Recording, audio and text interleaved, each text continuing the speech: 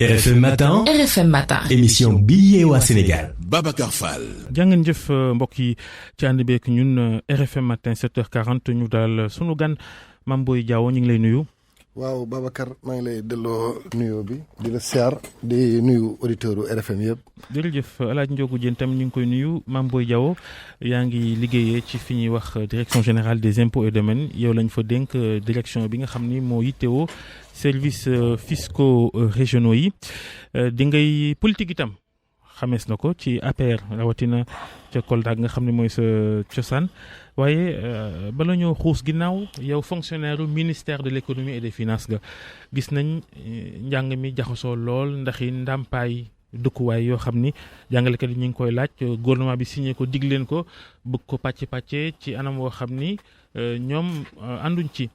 mën nañu xam lu tax état bi la mu dig enseignant ci yooyu ndàmpaay mënu ko fay daar. yaa tudd Kolda nga bàyyi ma nuyu sama mbokk Kolda yëpp xam naa ne heure bi dëkk bi tàng na trop mais bon Kolda moo mel noonu dafa neex nag quand même. bu ma ñëwee ci poñ bi ngay wax Babacar en fait dafa mel ni waxtaan bi ni ñu koy gisee mooy ba léegi rek benn poñ moo am ci waxtaan bi alors que plateforme jàngalekat yi dafa tolloon ci fanweer ak ñett.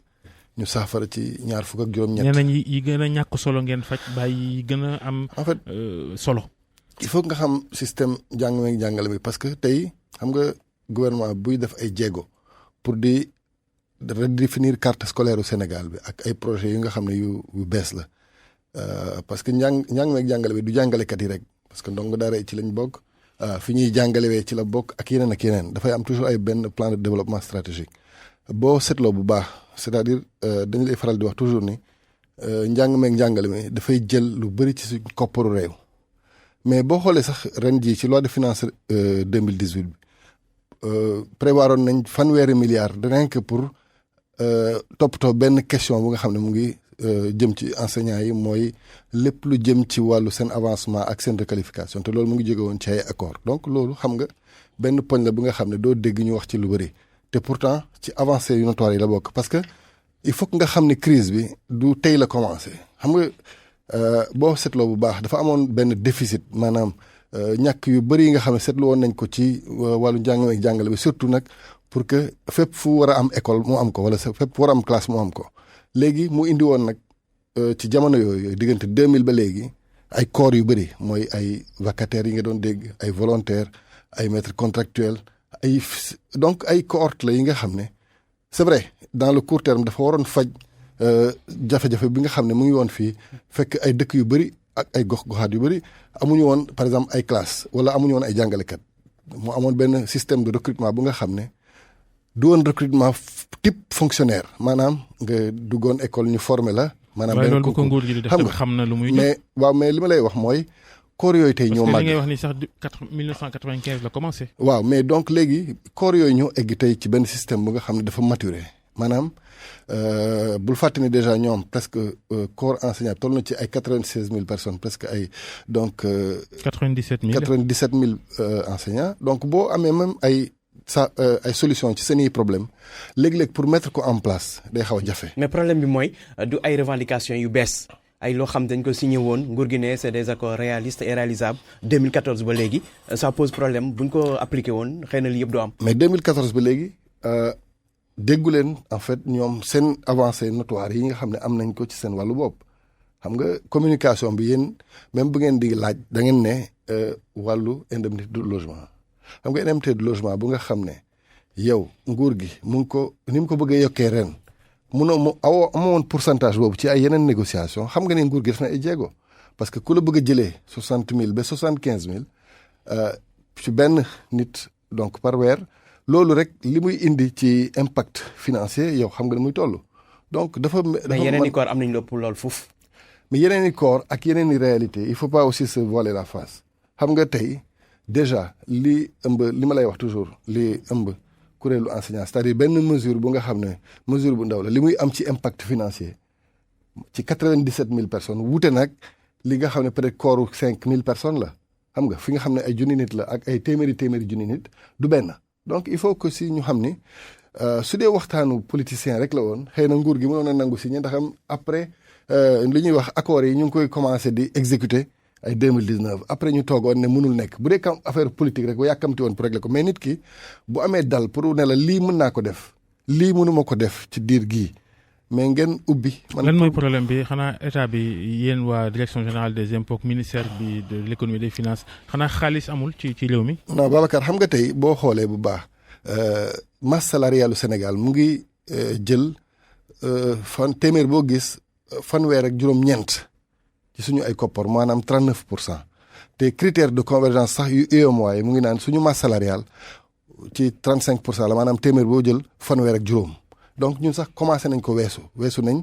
critères yi nga xam ne moom lañ teg fii mu ëmb ñu mooy sart gi nga xam ne ñun waa espace UEMOA ñun ñoo ko tënk war ko doxalee suñu biir parce que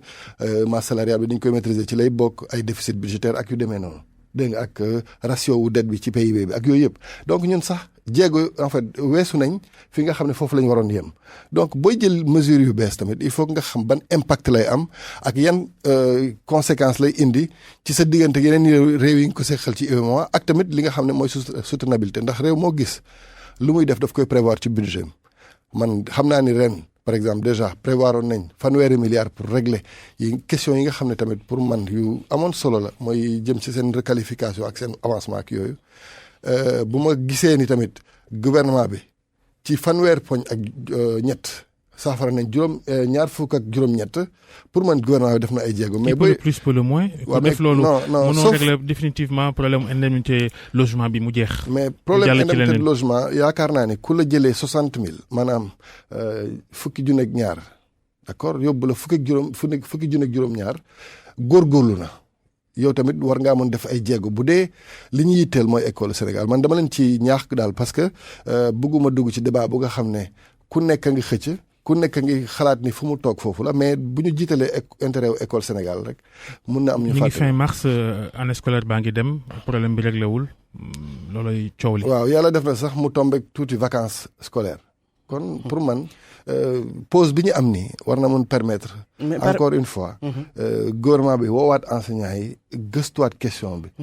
par rapport li Babacar di wax sànq ñu bëri dañ laam-laamee jamono ji ne nguur gi dafa am jafe-jafe xaalis jafe-jafe trésorerie est-ce que noonu la demee nguur gi est-ce que am na xaalis dëgg jamono ji parce que ñu bëri nee neen problème yu bëri lu tax sa saafara loolu la problème trésorerie yi xaalis moo amul ci réew mi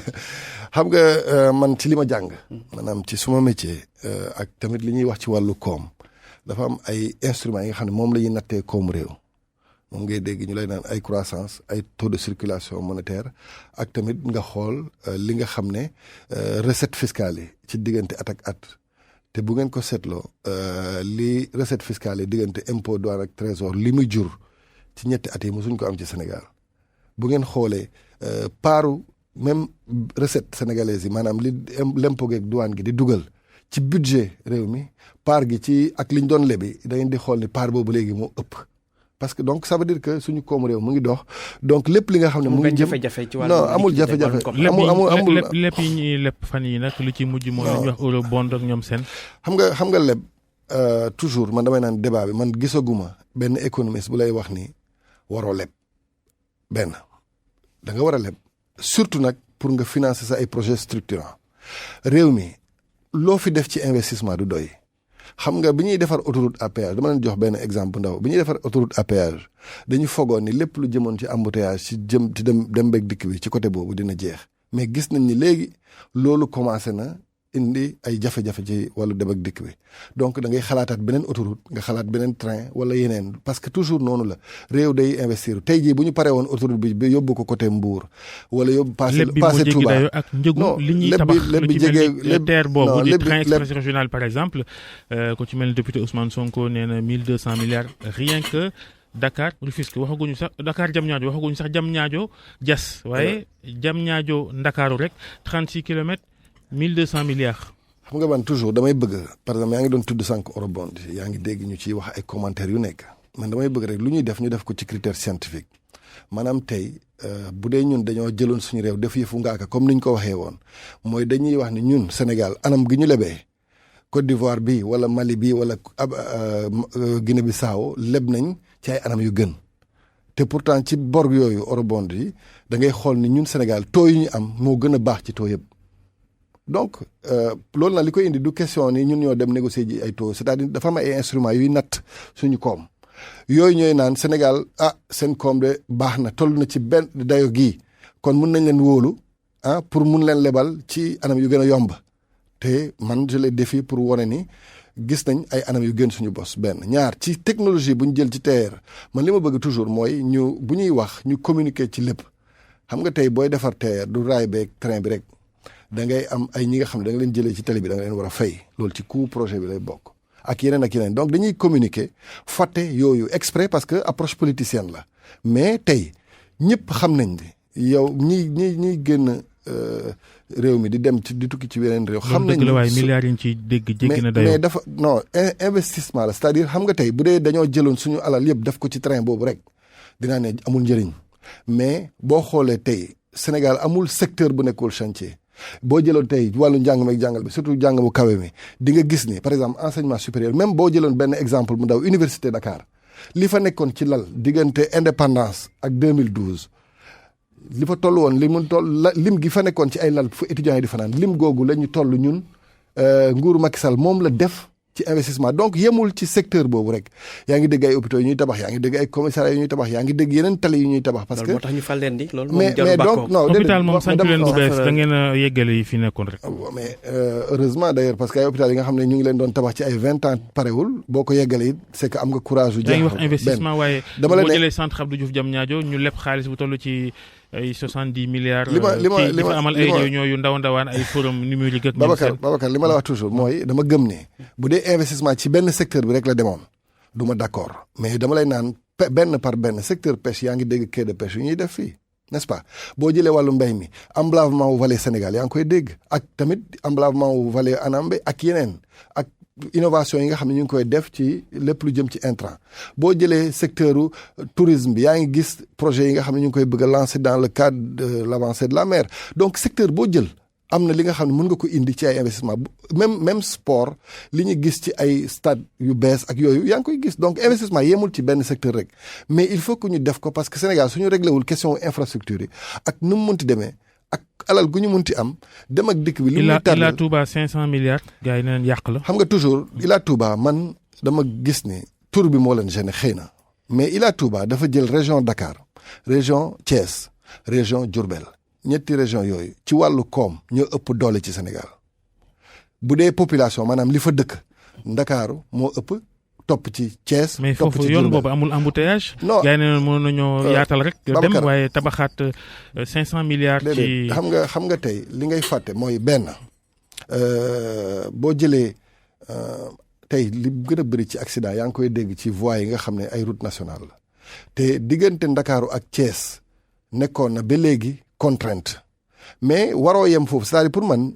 vision bi war na weesu Touba. c'est-à-dire bu ñu defee ba Touba keneen war na ko mun jël yóbbu ko côté Linguère yóbbu ko ba Fouta bu ñu yebboo ba Mbour war nañ ko mun continuer yóbbu ko Fatick yóbbu ko Kaolack noonu la c'est-à-dire état noonu la président Abdoulaye Wade ñëw na def na 28 kilomètres d'autoroute kii ñëw def 101 kilomètres d'autoroute ambitionné def leneen. donc en parlant d'infrastructure justement gis nañ ne tey jii Diamniadio daanaka président Macky Sall lu nekk lañ fay def. que ay cité ak lu nekk mais ay borom yi xam-xam ay géologue ak ay technicien li ñu wax mooy tey yéen kaay yu bëri sax fësal nañ ko moo di ne suuf si baaxul ndax si suuf si dafay gonfler est-ce que loolu du ne xëy na études yi moo doon amal avant liggéey beeg yooyu noonu mbirum cuune am na ci ba nga xamante ne tey jii loolu noonu daf na leen. ñun dañu bëri communication émotionnelle c'est-à-dire man gisuma kuy jël ay fanweeri milliards du ko dugal ci projet te du jàng suuf bi c'est-à-dire dañ lay wax ni toujours suuf Diamniadio ñëpp xamoon nañ ni mu mel. mais tey boo demee dafa am ay dëkk yi nga xam ne amuñu woon sax suuf ñoom ñu lijjanti suuf maanaam pousse géej gi am lijjanti suuf dafa am nu muy demee yow yaay tabax xool suuf soosu nu mu mel nga adapté wu ci loolu moo am moo tax boo xoolee bu baax ci plateforme Diamniadio ay projets yu mag rek ñoo fay mun nekk même booy tabax ay cité di nga gis ni sa fondation ni nga ko waroon defee doo ko defee ci yeneen quartiers yi suuf boo gis dafa am particularité am na ay sol yi nga xam ne ay sol argileux la te pourtant ne ñaa ngi fay dëkk donc du contrainte parce que ñooñu ñi fa doon tabax man. xam naa ne du dem ba mu am conséquence mu am njeexital. non du am xam nga da ngay fàtte ni Japon seen suuf day yëngatu bés bu ne mais au départ gi. kër gi déedéet kër yi dañ doon daanu. mais développé am nañu. non développement nii lay tàmbalee. développement nii lay tàmbalee parce que balaa ñuy tabax léegi ay kër yi nga xam dañu daanu dañ daan tabax mu daanu. comprendre nga nit ki ci ay chaque jour da ngay am ay jéego mais suufu Diamniadio ñoom ñoo la gënoon xam nu mu mel ñi fa nekk. c'est-à-dire pôle urbain bi ak société yi fay teg dugal seen xaalis ñoom bi ñuy tabax gëstu nañ suuf si sonde nañ ko ba xam nañ ni genre fondement bii moo ci baax il faut pas vous tromper ci question yooyu loolu c'est déjà réglé. mais ak ciment ba tey itam. voilà loolu yëpp dañ koy. mais ginnaaw ñetti minutes moo ñu dese Mame Boye Diao ñu laal tuuti ci politique ak opposition bi PDS ak ñi mu àndal di ñu. dañu fas yéene amal ay yëngu tey ak ëllëg lépp jëm rawatina ci wàccaayu élection yeeg njuuj njaaj gañ leen di njortal ak Aly Ngouille Ndiaye miñ ne waru faa toog di organiser ay élection ak itam mbirum parrainage yi laxas jaan giñ ne da ngeen ko bëgg a laxas jaan ci élection yi ñu dëgmal. Sénégalais yi ñoo voté ci référendum d'accordoon ni dañuy modifier charte de gouvernance bi. justement ñu def référendum def ca xaalis. référendum bi conseil des ministres bëgg a ñëw proposé waat. ci référendum bi ay yeesal ci constitution bi. dama lay expliquer xam nga charte réew mooy constitution moom du ëmb lépp maanaam bu day tënk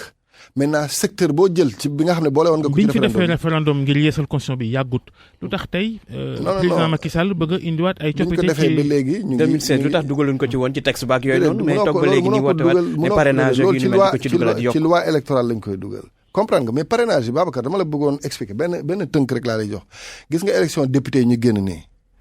40 liste ak juróom-ñett ñoo fa nekkoon juróom-ñaar 47 juróom-ñaar 40 liste ak juróom-ñaar ñaata ñoo ci am député 33 liste ñoom buñ boolee li ñu am ci score motul 9% ci ñi voté kon dafa am ay listes yi nga xam ne même 18000 voix am nañ ci député mais nga xam ni amoon na ay listes yi nga xam ne amuñu woon sens ci biir benn il faut ñu xool loolu donc il fallait que nga créer benn filtre deuxièmement li muy jur. est-ce que dëppoo na ak démocratie ku bëgg non mais yow yaa ma gën a xam ni parrainage am na boo demee États-Unis seen convention yi genre parrainage la parce que dañuy filtrer boo demee France mais Front National bi nga xam ne tey bu ñuy dem premier tour toujours day toll si ñaari ñetti yu njëkk yi mais moom da doon am toujours ay jafe-jafe pour am ay parrainage pourtant da doon am parrainage yi parce que parrainage dafay nekk benn filtre pour que keneen bañ a toog këram rek foog ne am na tuuti xaalis war naa mun am weer bu nga xam ne chaque jour mu dem ci télé yi ak ci rajo yi ñu ngi ko ciy wane il faut que ñu moytu loolu la politique c'est une affaire sérieuse mais yor réew moo gën a sérieux donc pour man waxtaan la bu nga xam ne bu charte gi demee assemblée dañ ko waxtaane mais benn idée bu bon nekku ci. Mame Boye Diao jërëjëf ngay liggéey ci direction générale des impôts yaa jiite direction services fiscaux régionaux